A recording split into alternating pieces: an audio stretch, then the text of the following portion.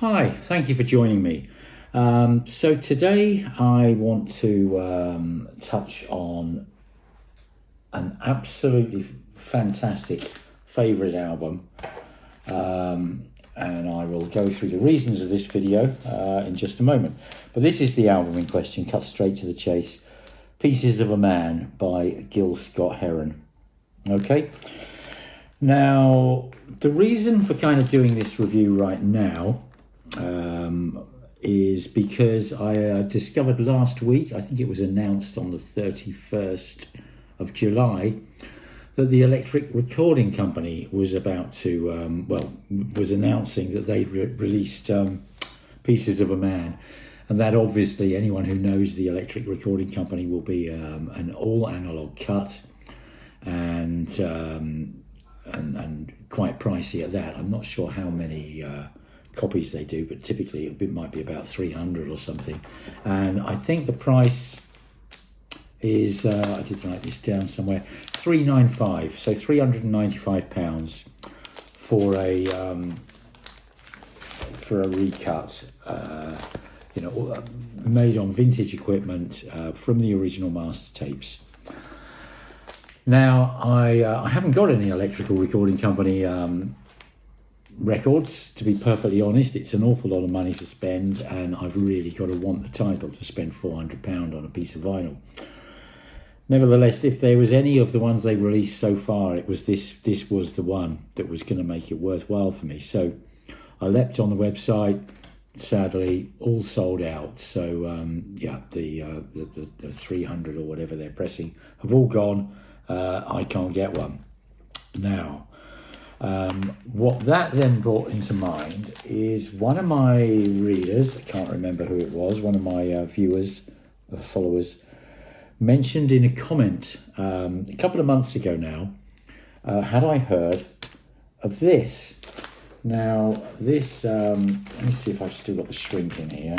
I normally keep such things. Yeah. Okay. So here's the shrink here. So we can see here, Pieces of a Man, Gil Scott-Heron, 50th Anniversary AAA 2-disc edition, cut in an all-analogue chain by Frank Merritt at the Carvery, London. 180 gram vinyl, 2-disc set, 45 RPM. So this is as I've just told you, a double album, two LPs, cut at 45 from the original analog tapes. Now this was released late last year. I think it might have been October. You can still get it on Amazon, and I'll put a link in the description down below. I think it's currently £37.11, which is not bad for an all-analogue 2x45 RPM LP set. Not at all. And this is an absolutely amazing and beautiful album. Now, let me just put this to one side and tell you what why I got into this, what my reference copy is, etc. So this is what I'm comparing it to. Okay, and I've had this for a good few years. And as you can see, promotional DJ copy, and it is an original 1971 promo copy, and the fortunate thing is it hasn't been played to death. It's in absolutely splendid condition. It really does sound mint. There's some paper scuffs, some quite bad paper scuffs on there, which I might actually try and get off with. I'm about to do a review of some ultrasonic record cleaning machines, so that will be interesting to see if they can clean those sort of blemishes off. But they are absolutely only on the surface, and this is absolutely mint sonically. So, but this is 33 RPM, and therefore on one LP. Now, obviously you can't just go out and buy an original promo copy. If you did, it would cost you a few £100, I've no doubt. But, should you go out and buy a copy of this album? I would say absolutely yes. It is, honestly, it is one of the most beautiful, uplifting, inspirational, satisfying, phenomenal albums of all time. It really is. Gil Scott-Heron basically is a poet, and I would say a prophet and a poet. He is so gifted. He understands the kind of the human condition, the whole thing of life that we all have to battle with. And this is so current, even now. The Revolution will not be televised. That's possibly his most famous hit ever. And you can look at what's going on today and what we're actually shown on the news and in the newspapers and what the reality is. And this is absolutely bang up to date. Save the Children, Lady Day and John Coltrane. Obviously Lady Day referring to Billie Holiday. That's a song about did you call on Lady Day? Did you call on John Coltrane? They'll make your troubles go away. Just listening to blues music, jazz. Home is where the hatred is. It's about drugs. When you are who you are. Just unbelievable songs. Just it's phenomenally easy to listen to. It's so beautifully groovy in a soft, beautifully groovy way. But the passion and intelligent kind of message in there. It is. It's like going to a religious sermon by the most gifted and inspired preacher on the planet. It's the Church of Life, Gil Scott-Heron's Church of Life. He is an incredible, sadly obviously passed away. He was an incredible gift to the world, to the human species. I can listen to this album all the way through, time after time after time after time, and never get bored. Quite often end up in tears. It's just stunning. It's an absolutely beautiful thing. And because this is 1971, and it's you could describe it when you're listening to it as sort of rap or hip hop almost. It's what he gave birth to, what followed from him is just incredible. It really, really, really is. Now, so obviously, Gil Scott-Heron, Pieces of a Man. You can't, unless you've already got one on order, buy the ERC. I would really love to hear that.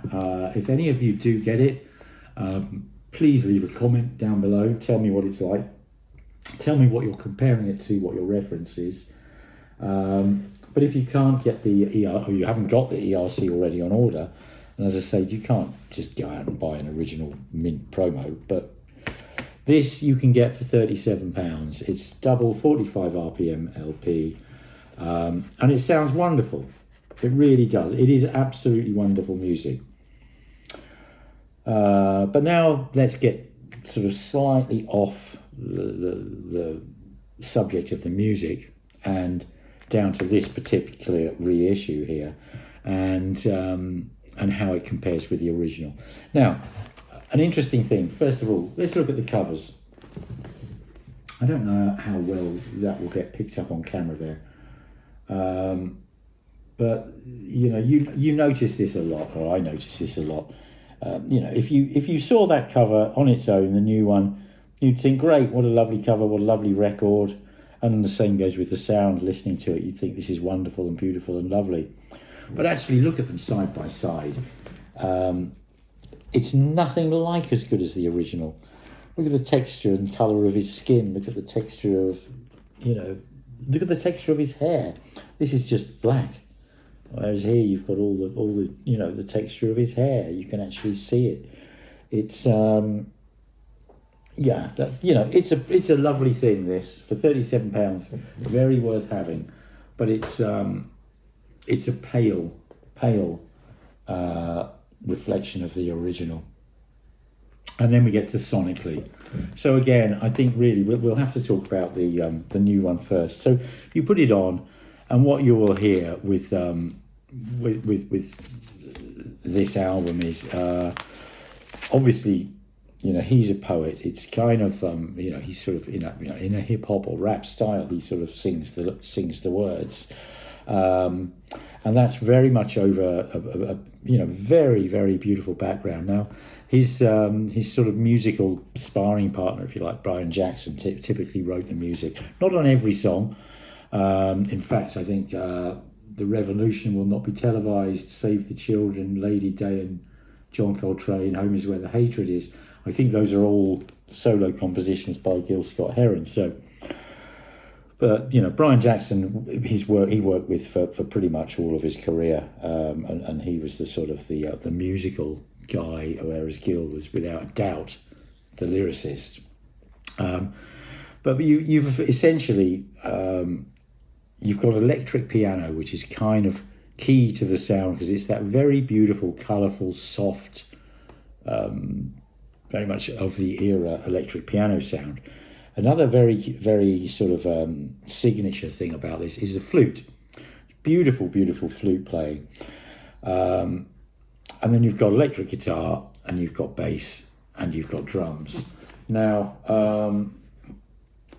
the bass is worth noting because it's Ron Carter who played with Miles amongst many others, and you know, he's actually playing an electric bass on a lot of this, and it's just I mean, the bass and the drums and the bass, the drums and the guitar, I would say particularly, although the guitar very, very subtly with a sort of a, you know, tick, tick, but it's I mean, it's just it absolutely. It's really light, it's really melodic, it's really tuneful, but it absolutely thunders along with like, thunders isn't really the right word because that kind of implies it's heavy or it's sort of powerful. I mean, it is powerful, but it's powerful in a beautiful, soft, spiritual way, like you know, like you're getting a message direct from God or direct from the sun or something. It's just, it's incredible. But the you know, the quality of the music, you've got, as I say, you've got bass, drums, electric piano, guitar, and flute. And I think that's pretty much the musical makeup. And it is just it's incredibly soft and warm and palatable. I mean, it's absolutely palatable. It really, really, really is. But as I say, there's a message there, and it's beautiful. And you know, what I'm going to say next is about a comparison between the two. Don't let that put you off. This is phenomenal. If you can't get another copy of it, go and buy this. It is phenomenal. But then, how does it compare to the original? Well, the only original I've got is a very original, of course. It's this, you know, first US pressing. Excuse my cling film stuck all over me. It's this first US pressing, promo copy, and to be honest, this wins hands down over the reissue, even though it's only 33 RPM. It's got slightly more brightness to it. There's a lot more projection in Gil's voice. The bass stops and starts much more sort of energetically. The kind of you know, the sort of chick, chick, sort of percussive element of the guitar, just sort of cutting in on each bar, is more incisive. The whole band is sort of playing together more urgently, I would say. That's the sort of you know, the way I would really describe it. And if you, I mean, you know, truth be known, when I got the new copy there, I played this first of all. I mean, I've played this so many times. It's a real well-known reference. Then I played the new version, and then it was sort of like, oh yeah, no, that's really nice. And maybe the voice is a little bit sort of fuller and softer. The bass is definitely fuller. But it's when you go back to this after playing the new one, then suddenly you realise this is actually just plain more open. The soundstage is more open. It's clearer. The music is clearer. The bass starts and stops quicker. Gil's voice is projected better. The rhythm of how the guitar fits in with the bass and the drums is much better, and the drums as well, along with that bass, it's much better. There's better projection of the music and better emotion, and the whole thing just rockets a lot along with more urgency and more passion. This is unfortunately for all those that want to go out and buy a new one, this is the best I've heard. Now, how the ERC compares to this, obviously without getting an ERC, I don't know. And of course, they're all sold out, so that's a tricky problem. But bearing in mind that this was only made, well, less than a year ago, and again, from those original tapes, and it sort of just seems softer and just sort of more rounded off and rolled off. And I can't help but wonder whether that's the tapes have just sort of lost that incisive edge over the, 52 years? 53 years, 52 years. And if that is the case, then the ERC can't put them back. So I'd really be interested to know if you've got the ERC, if you've got the ERC and you've got this, I'd love to know how they compare.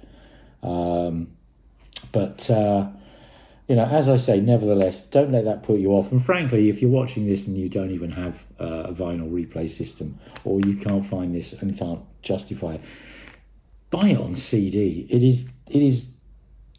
I think it's one of the most precious recorded pieces of stuff. Call it music. Call it. A theological kind of guide to life. I don't know what you want to call it, but it is something else. And Gil Scott-Heron was nothing but a true gift to the world. He was amazing. It absolutely amazing. So, Gil Scott-Heron, Pieces of a Man. One record I would urge every single one of you to buy, and I really hope that you absolutely love it. I'm sure you will. Okay, on that note, I say cheerio and catch you all soon. Thank you. Bye-bye.